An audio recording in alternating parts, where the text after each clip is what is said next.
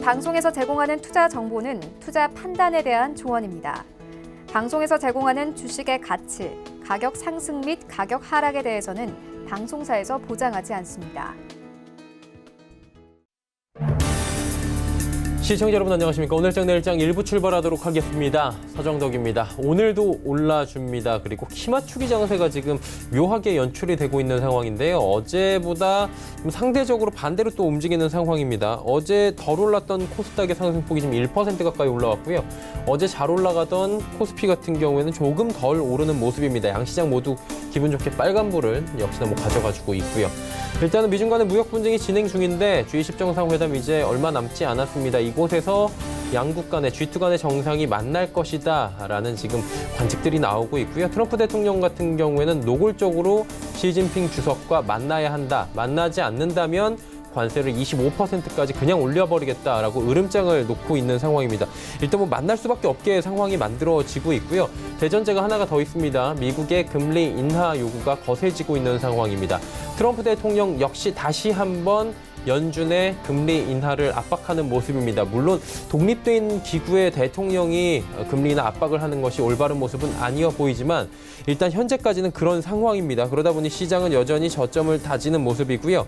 코스피 단기 저항권인 2100선을 지금 뚫고 올라가는 모습입니다. 안착하느냐 아니면 추세적으로 더 올라주느냐 이 부분은 앞으로의 호재들이나 G20 정상회담 이후의 상황을 좀 봐야 될 것 같은데요.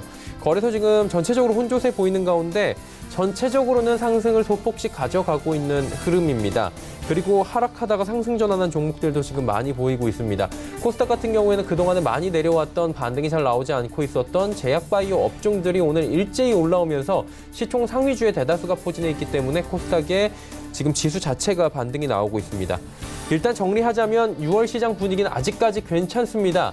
호재라면 일단 미중 간의 무역 분쟁이 진행 중이지만 타결까지는 아니지만 양국가가 어느 정도 이야기를 나설 것이다. 그리고 전해드린 대로 금리 인하 기대감이 올라오고 있다라는 부분에 우리 시장이 그동안에 많이 내렸었다는 겁니다. 그런데 내렸던 시장이 지금 올라오고 있고요. 금리 인하 기대감 혹은 미중 간의 무역 분쟁에 대한 기대감이 언제까지 기대감으로 남을 것이냐 이 부분은 분명히 봐야 되는 부분이고요. 그러다 보니 추세적으로 이게 대세 상승으로 가기 쉽지 않을 것이다라는 분석입니다.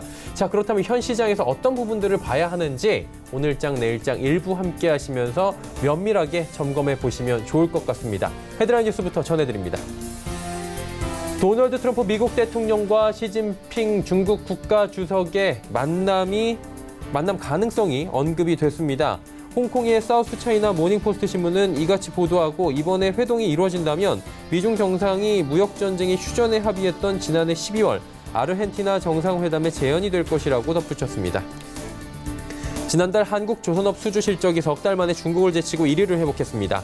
조선해운 분석기관 클락슨 리서치 조사를 보면 5월 세계 선박 발주량은 106만 CGT로 집계됐고 이 가운데 한국 조선사가 60%를 수주했습니다. 5월 중 한국 조선사 수주량은 64만 CGT였고 중국은 27만 CGT, 일본은 6만 CGT 수준이었습니다.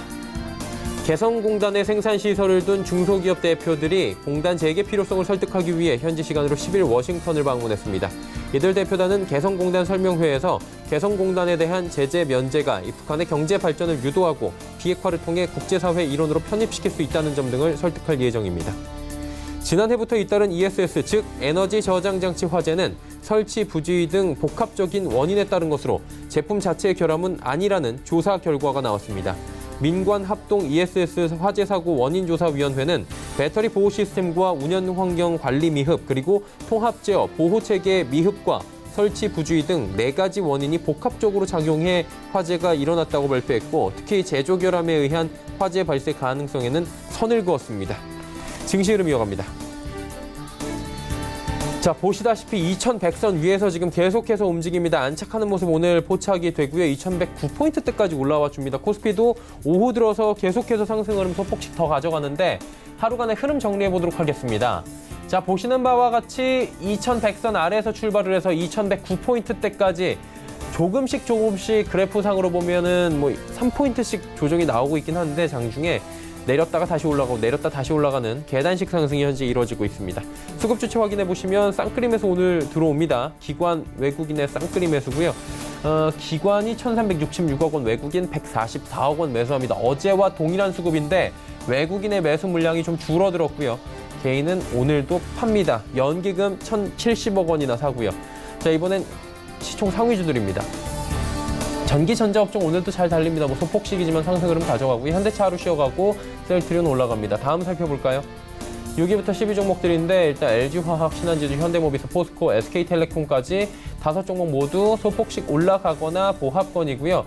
포스코 같은 경우는 현재는 악재가 좀 있습니다. 현대제철이나 포스코 같은 경우 10일 동안에 지금 중지를 좀 해야 되는 상황인데 지제체 지금 포스코와 현대제철은 소를 제기를 하면서 이 부분에 대해서 부당하다라고 맞서고 있는 상황입니다. 주가에는 아직까지는 큰 영향을 주진 않고 있는 상황입니다. 다음 살펴볼까요? 삼성바이오로직스가 시총 11위입니다. 지금 0.98% 올라가고 있고요. 삼성물산 상승하는 가운데 삼성 관련주들, 그룹사, 지주사 관련된 승계 관련된 종목들은 오늘 일제히 올라가고 LG생건, 네이버, KB금융은 소폭식 조정이 나옵니다. 자, 이번엔 코스닥 시장 넘어가 보도록 하죠.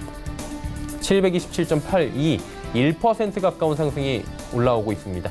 하루간의 흐름 정리해보면 코스닥 같은 경우에는 722부터 727, 728대까지 현재 올라와주고 있는 상황입니다. 역시나 우상향 깔끔하게 해주고 있는 상황이고요. 수급 주체 확인해보면 어제와는 수급이 달라졌습니다. 어제 정반대였죠. 기관 외국인 팔고 개인만 샀는데 오늘은 기관 외국인이 사주고요. 개인만 팝니다.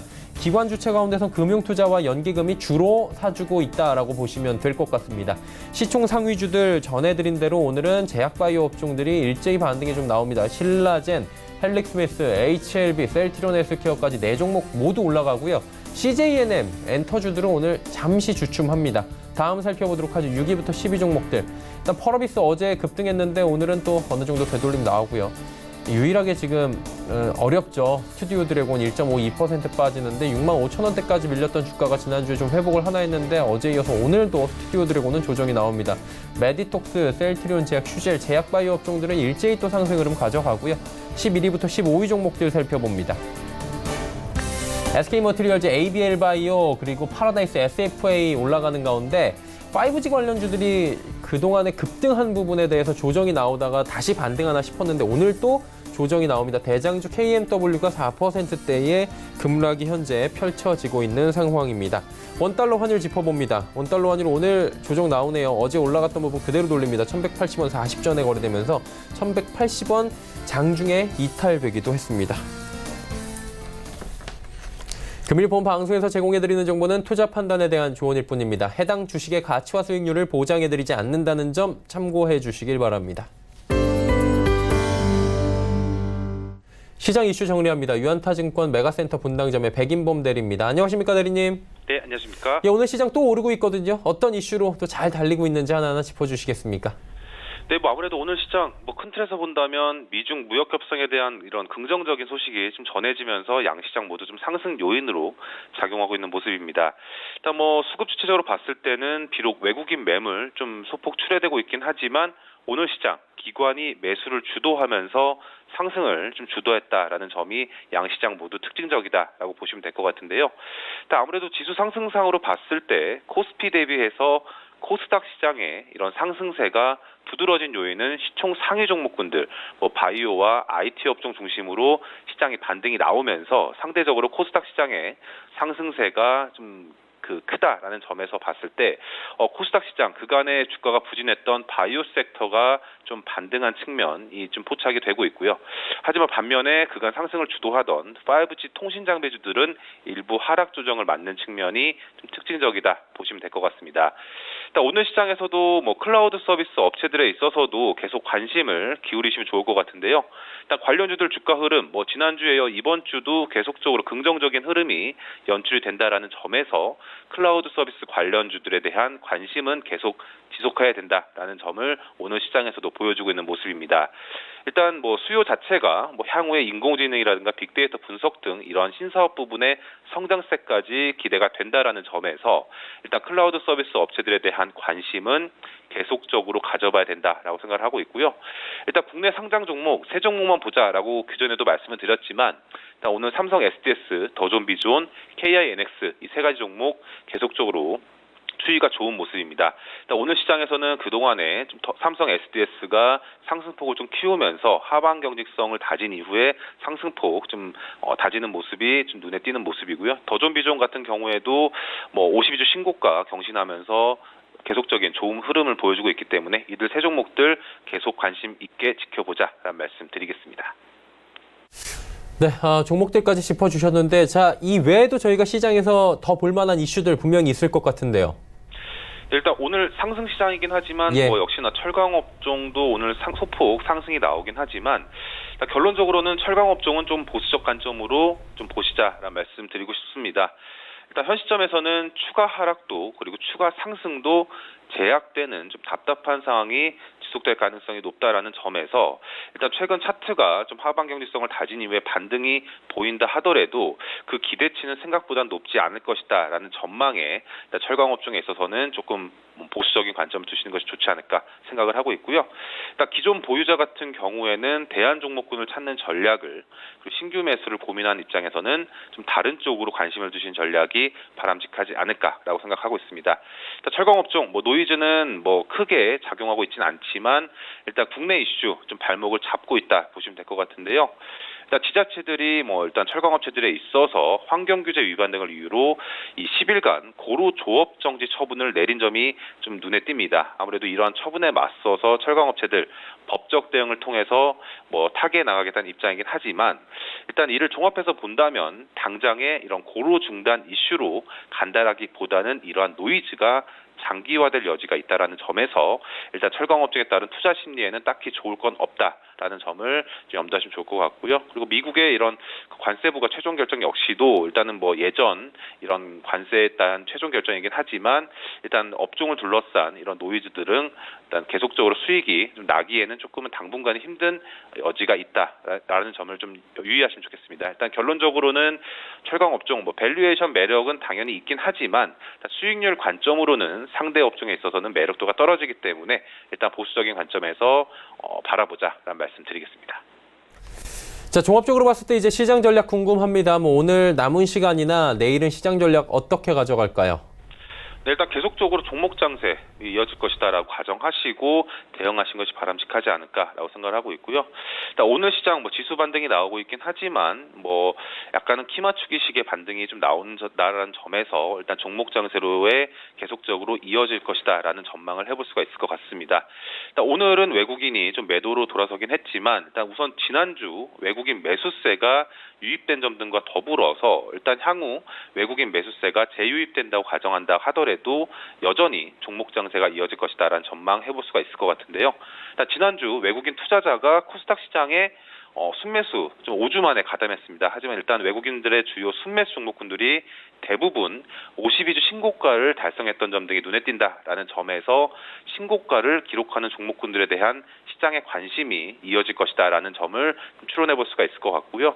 일단 오늘 비록 조정은 나오긴 하지만 5G 장비주들이라든가 카메라 모듈 등 이런 미중 무역 분쟁과는 관련성이 적은 중장기 성장 동력을 보유한 업종군에 있어서 일단 금일 조정에도 불구하고 다시 한번 저가 매수 노릴 만한 타이밍이 올 거다라는 가정하에 이들 업종들 위주로의 관심을 가져보시면 좋겠다 말씀드리겠습니다. 그리고 그 외에도 일단은 여러 업종 가운데 일단 종목군들 중에서는 G3BNT라든가 LB세미콘, MC넥스, 넥스트아이 등에 있어서는 일단 중장기 성장 동력 계속적으로 보유한 종목군들로 꼽혀지고 있기 때문에 이들 종목군들 위주로 시장 전략에 참고해보자는 의견 드리겠습니다. 네, 시장의 전략들까지 함께 들어봤습니다. 오늘 말씀은 여기까지 듣겠습니다. 고맙습니다. 네, 감사합니다. 유한타증권 메가센터 분당점의 백인범 대리와 함께했고요. 이슈 칼럼 바로 이어갑니다.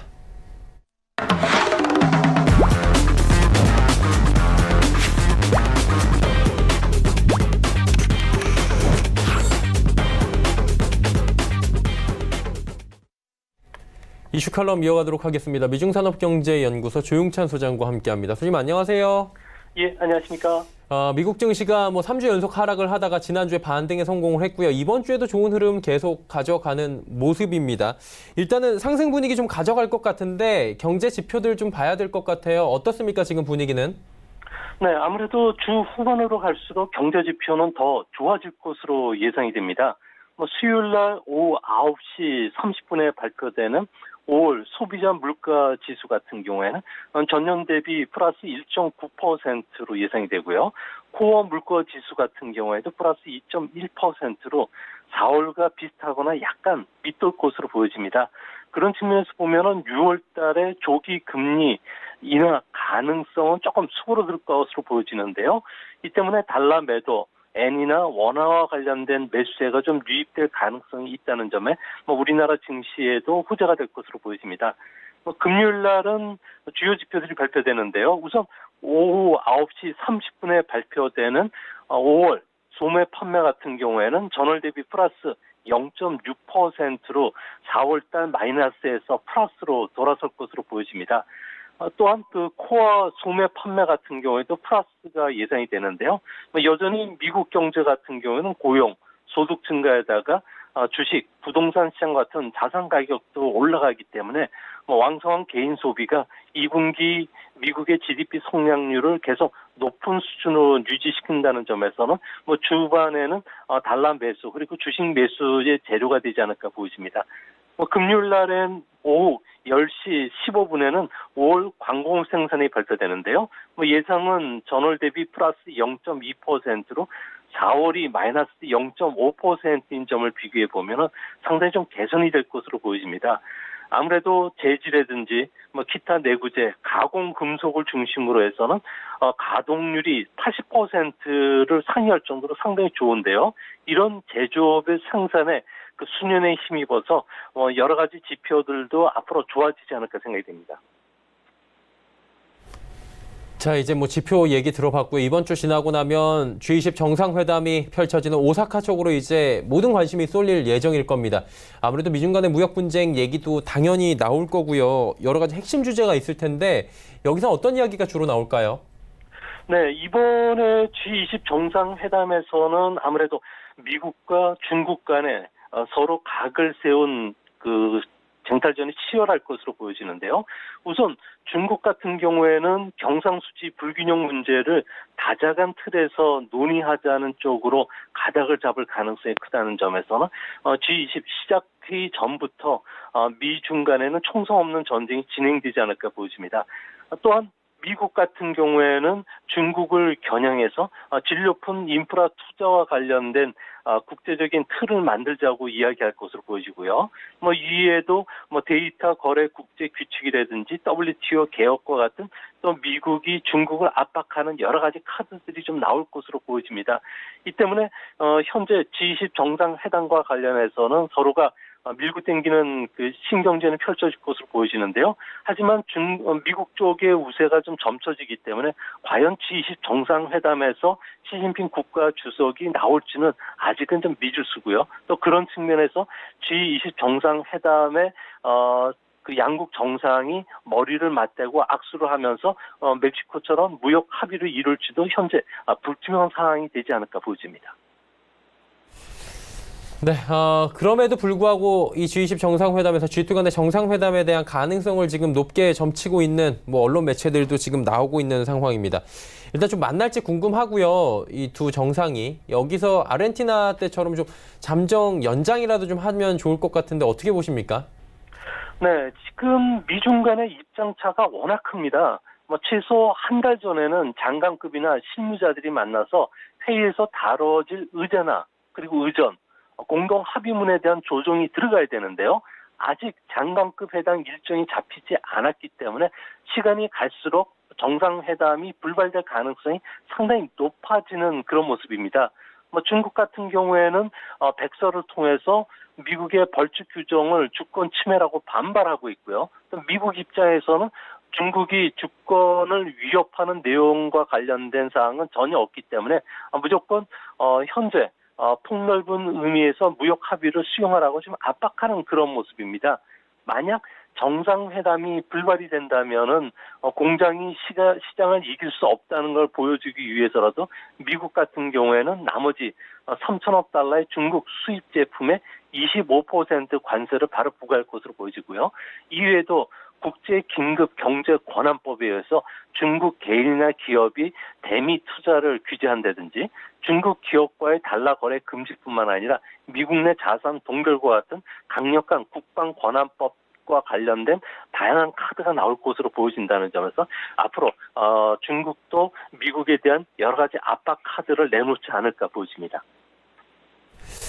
자, 그리고 지금 미국 경제 뭐 굉장히 좋다 얘기들 나오고 있는데 지금 120개월을 경기 확장 국면을 지금 경신할 조짐이 보이고 있습니다. 이게 언제까지 더 이어질까가 이제 시장의 관심인데 조금 더 갈까요? 네, 경기 확장 국면은 아무래도 결론적으로 말씀드리면 내년 상반기까지는 이어질 것으로 보여집니다. 앞으로 경기 확장이 얼마나 더 가느냐, 그리고 강도는 두 가지 열쇠의 결정을 할 것으로 보여지는데요. 첫 번째는 인플레이션의 안정 여부입니다. 현재 물가 상승 압력이 크지 않다는 점에서는 FOMC에서 금리와 관련해서는 인상이 당분간 없을 것으로 보여진다는 점에서 2020년까지 경기 확장은 확실히 보이고요. 이제 문제는 금융 부분의 불균형이 축적되지 않아야 됩니다. 안타깝겠지만 미국 경제는 기업 신용 버블이라는 불균형이 매우 심한 상태인데요. 기업 채무는 중국의 한 3분의 1 정도 되지만 여전히 13조 달러 이상의 역사적인 수준이라는 겁니다. 투기 등급의 정크 채권 같은 경우에는 기업 대출 규모만 1조 달러가 넘는데요. 리스크 분산 차원에서 우량 채권과 함께 묶여서 증권화 상품을 만들었습니다. 이게 CLO라고 하는 대출 담보 증권 형태로 활발히 거래되고 있는데요. 이게 바로 리먼 쇼크를 야기했던 서브프라임 론, 그러니까 그 당시에도 규모가 1조 달러 정도였는데 이런 상품을 묶은 CDO 상품하고 매우 유사하다는 겁니다. 연준이 금리 인하는 단기적으로 증시에 호재로 작용하겠지만 내년 말부터는 금융 불균형 심화로 인한 경기 하락 압력이 어느 때보다 더 커지기 때문에 이 부분이 앞으로 미국 경제의 향후 경기 확장을 얽맬 수 있는 주요 요소가 되지 않을까 보여집니다. 자, 그리고 한 가지를 더 봐야 되는 게 지금 우리나라뿐만이 아니라 반도체 관련주들이 지금 힘을 못 쓰고 있지 않습니까? 무역 전쟁의 영향도 큰데 미국 쪽은 어때요? 언제까지 지금 조정이 좀 깊어질까요? 네, 미국 쪽에서 나오는 이야기들을 들으면은 화웨이 스마트폰 출하 대수를 기준으로 봤을 경우에 세계 시장 점유율은 14%고요. 세계 반도체 수요의 약 4%를 차지하기 때문에 금수 조치로 인한 서프라임 체인망을 다시 안정화시키려면은 수개월이 필요하다고 보고 있습니다. 하지만 반도체 시장과 관련해서는 여러 가지 호재들이 많다고 지금 보고 있는데요. 아무래도 자동차 시대의 케이스 시대에 진입했다는 겁니다. 커넥티드 자율주행 자동차 같은 경우에는 현재 4단계에 진입을 하면서 반도체 수요들이 많이 쓰게 되는데요. 앞으로 자동차는 공유 서비스뿐만 아니라 전기 자동차가 모든 사물 인터넷을 통해서 위치 정보라든지 속도, 개인 정보, 과거 주행 이력까지도 통합하는 작업들이 일어나기 때문에 그렇다고 합니다. 이외에도 AI라든지 빅데이터, 데이터 센터 등의 반도체 수요 증가세가 현재 멈추지를 않고 있기 때문에 메모리 시장의 재고 조정도 현재로서는 매우 순조롭게 진행되고 있다는 겁니다. 화웨이 전용 메모리 반도체 판매 감소도 시간이 지날수록 신흥 강자라고 할 수 있는 샤오미라든지 오포, 비포 쪽이 대처를 해주고 있기 때문에 어느 정도 하반기에는 판매가 회복될 것으로 보여지고요. 또 세계 각국의 금융 완화뿐만 아니라 중국의 경기 부양책도 도움이 되겠지만 결국 반도체는 단기적으로 어렵겠지만 중장기적으로는 회복이 될 수 있다는 점에서 반도체 가격도 하반기로 갈수록 이제 안정화되는 모습으로 나타나지 않을까 기대가 됩니다. 네, 그리고 최근에 금 얘기를 빼놓을 수가 없을 것 같은데 지금 1324달러 잡혀 있는 게 확인이 되거든요. 많이 올랐습니다. 지금 근데 헤지펀드 금에 대한 롱 포지션 12년 만에 지금 최대 증가 기록했고요. 중국도 지금 계속해서 금 매수하고 있다고 하는데 이게 투기 세력들이나 투자 세력들이 몰리는 거잖아요. 이유가 굉장히 궁금합니다. 그리고 1400달러 또 돌파할지도 관건인데 어떻게 보십니까? 네, 미중 무역 전쟁뿐만 아니라 지정학적 긴장, 거기에다가 FRB의 그 금리 인상이 이제 어우러지면서 안전자산인 금이 최근에 들어와서 상당히 선호를 받고 있는데요. 향후 금 가격은 저항선이라고 할 수 있는 1,400달러를 돌파하려면 두 가지 시나리오가 부합을 해야 된다고 합니다. 첫 번째는 미국 경제가 하락해야지 되는데요. 아무래도 미중 무역 전쟁으로 인해서 미국의 경기가 하락 압력을 받고 있고요. 여기에 FRB가 큰 폭의 금리 인하를 단행한다면은 리스크 오프 현상이 일어나면서 달러는 약세, 금 가격은 상승할 가능성이 높다고 합니다. 연내 금리 인하와 관련해서는 세 차례 인하 확률이 지금 점점 높아지고 있는 상태고요. 이 때문에 안전자산인 금으로 헤지 펀드를 중심으로 한 금 선물 롱 포지션이 계속 증가하는 모습으로 이어질 것으로 보여지는데요. 다만 유로화가 큰 폭으로 상승하지 않는다는 점은 좀 단점인 것 같습니다. 달러 인덱스에서 차지하는 유로화 비중이 60% 정도를 차지하기 때문에 22가 경기가 좋아서 금리를 인상하기 전까지는 아무래도 유로화 때문에 금은 1,500달러까지는 좀 넘기는 상당히 힘들고요. 1,400달러 전후까지는 충분히 올라갈 수 있지 않을까 생각이 됩니다. 금에 대한 이야기 나눠봤고요. 이번 주에는 이제 중국에서 영향을 직접적으로 받았는지를 확인할 수 있는 성장률 지표가 발생이 됩니다. 경기 연착륙 신호음이 좀 들려왔으면 좋겠는데 어떻습니까, 이 부분은? 네, 미국 같은 경우는 경기와 관련해서는 연착륙 신호가 분명히 나오지만 중국은 여전히 부진할 것으로 보여지는데요. 목요일 날에는 5월 소비자 물가 지수가 발표됩니다. 전월보다는 0.2포인트 정도 떨어질 것으로 보여지고요. 또한 생산자 물가 지수 같은 경우에도 0.3% 정도 둔화될 것으로 보여집니다. 물가 상승 압력이 약하다는 것은 앞으로 추가적인 금리 인하나 지준율 인하가 가능하다는 쪽으로 무게가 쏠릴 것으로 보여지는데요. 이 때문에 중국 같은 경우에는 기준금리가 4.35%인 점, 그리고 미국의 기준금리가 2.25%인 점을 비교하면 금리 인하로 인한 중국 증시는 다시 상승 흐름을 탈 수 있는 동력도 되지 않을까 보여집니다. 금요일 날은 중국의 2분기 GDP 성장률을 전망해 볼 수 있는 여러 가지 성장률과 관련된 수요 지표들이 발표되는데요. 소매 판매 같은 경우에는 4월보다는 0.8%포인트 떨어질 것으로 보여집니다. 전체 소비의 20%를 차지하는 자동차 판매가 11개월 연속 감소한 영향이 컸던 것으로 보여지고요. 5월 산업 생산이나 5월 그 고정자산 투자 같은 경우에도 4월과 좀 비슷하지 않을까 보여집니다. 다행인 것은 중국 정부가 공공투자를 중심으로 한 인프라와 관련된 경기 자극책을 계속 쓰고 있기 때문에 시멘트나 조강 생산이 증가세가 전체 그 투자 하락을 좀 막아주면서 연착륙과 관련된 희망을 주긴 하겠는데요. 하지만 전반적인 경기 흐름이 안 좋기 때문에 중국 정부가 머지않아 추가 경기 부양책을 내놓을 가능성이 점점 커지지 않을까 생각이 됩니다. 지금 5월 제조업 PMI 보면은 수축 국면으로 지금 소폭이지만 접어들었습니다. 49.4 나왔는데 이게 여러 가지 의미가 있잖아요. 어느 정도 제동이 걸리는 게 아니냐라는 우려가 나왔었는데 이 부분은 어떻게 보는 게 좋습니까? 네, 1분기 중국의 GDP 성장률은 6.4%를 바닥으로 회복이 될 것으로 봤는데요. 최근 들어와서는 소매 판매나 투자, 생산이 모두 지금 감소를 하고 있기 때문에 2분기에도 중국의 경제 성장률은 개선될 조짐이 현재로서는 상당히 희박해 보입니다. 특히 중국에서는 그 데이터 센터와 관련된 붐이 좀 차갑게 식으면서 반도체 수요가 좀 약한 게 사실이고요. 또 5G 통신 개통을 앞두고서 스마트폰 판매 구입도 좀 줄어들고 있는 상황이기 때문에 IT 사이클이 피크아웃 됐다는 점에서는 기업들의 투자 심리를 회복시키긴 상당히 좀 어렵지 않나 보여집니다.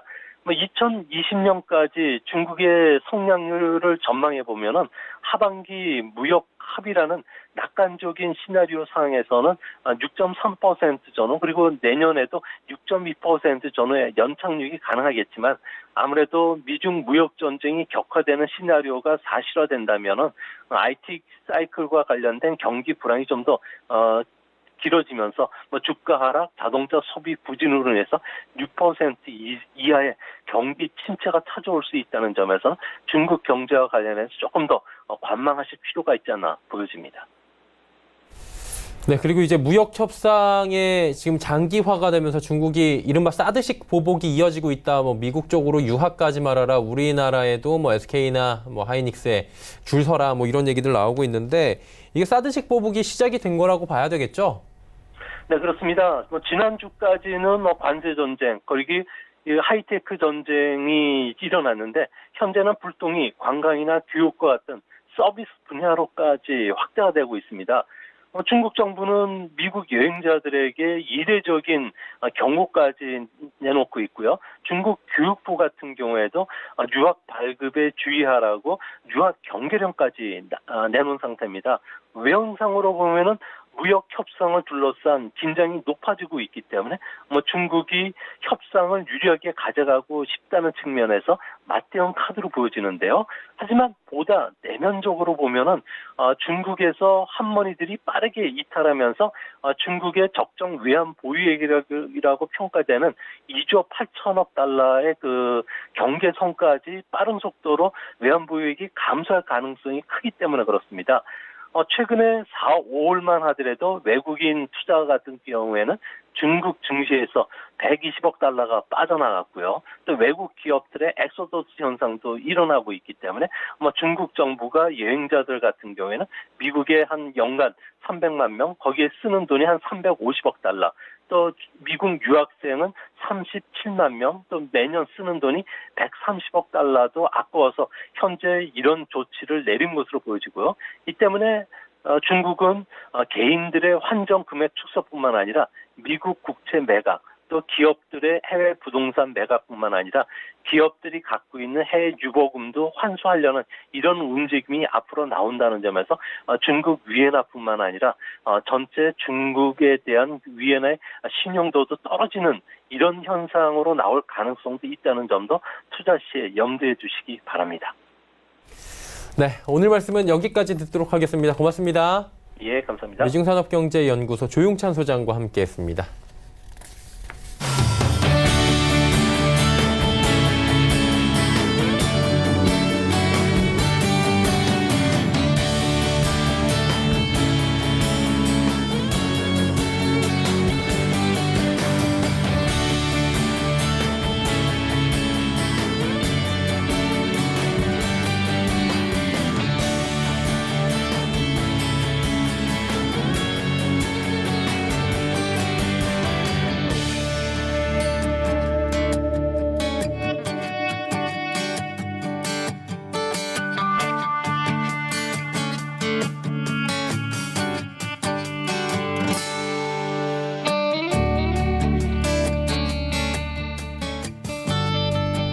오늘 시장 내일장 1부 함께 하셨습니다. 잠시 뒤 2부 예고해드립니다. 오늘도 2부에서는 다양한 종목 짚어드리고요. 여러분의 종목 상담까지 이어가는 알찬 시간 준비해놓고 있습니다.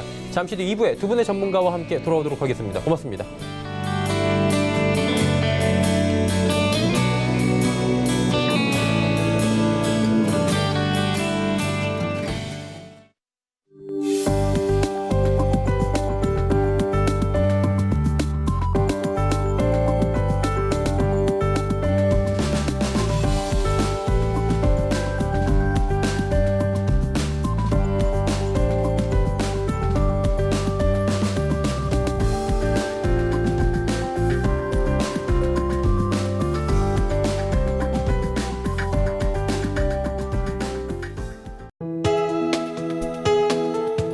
방송에서 제공하는 투자 정보는 투자 판단에 대한 조언입니다. 방송에서 제공하는 주식의 가치, 가격 상승 및 가격 하락에 대해서는 방송사에서 보장하지 않습니다.